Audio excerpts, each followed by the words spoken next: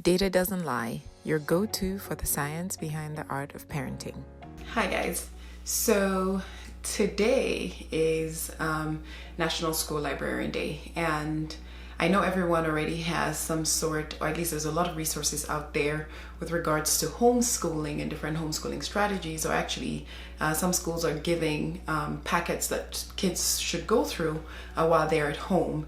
So I thought I would look at it, I would do a different take on it, and give you a list of types of books you should have in your library, being that it's National School Librarian Day.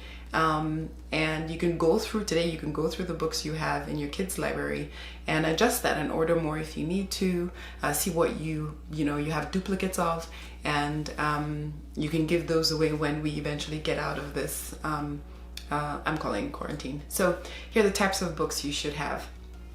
You should have books that can withstand the test of time. And I say that if you have infants and toddlers at home, they spill things, they bite, they chew, they throw.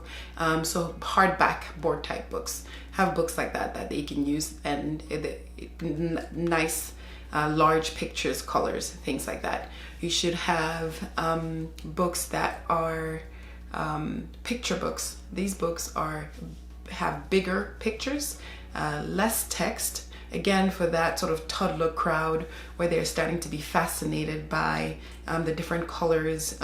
It's a main character in the book that sort of does different things on different pages.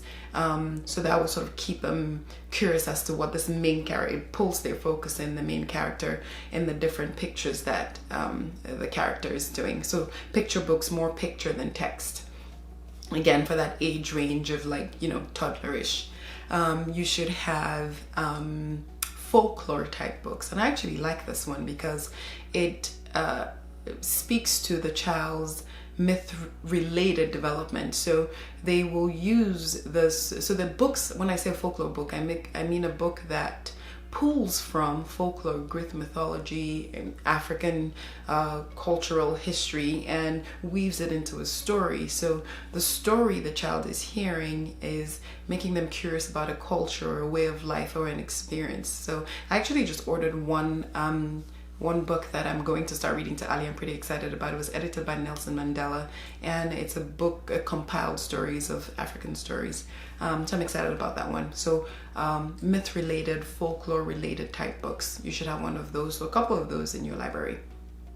Another type of book you should have is fairy tale type books. Everybody has this. Cinderella, Jasmine, Aladdin, all of those things. But what those types of books stimulate in your child is their creativity, their imagination. It pulls them into another world and makes them imagine other worlds. So it stimulates that type of development. So have fairy tale related type books in your library, and as you read it, they can read it too. You can practice their reading aloud skills with those books. Also have non-fictional type books, informational type books, where the child can go reference information from. My mom actually got Alia one that's just about vegetables. It's nice and big colors with the different types of vegetables, and we can point out tomato already, things like that. So a non-fictional book that allows her serves as a resource from which they can get information. Another type of book they should have is poetry and or sort of rhyming type books. So the rhyming words or the poetry type books teach kids to learn the different sounds in a language. So have those types of books in your library. So Cat in the Hat, things like that. Teaches them phonetics.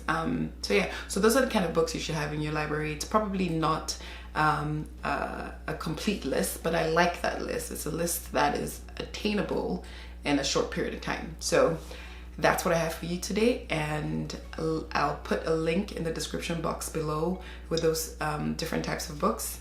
Like, share, subscribe, and I'll see you tomorrow.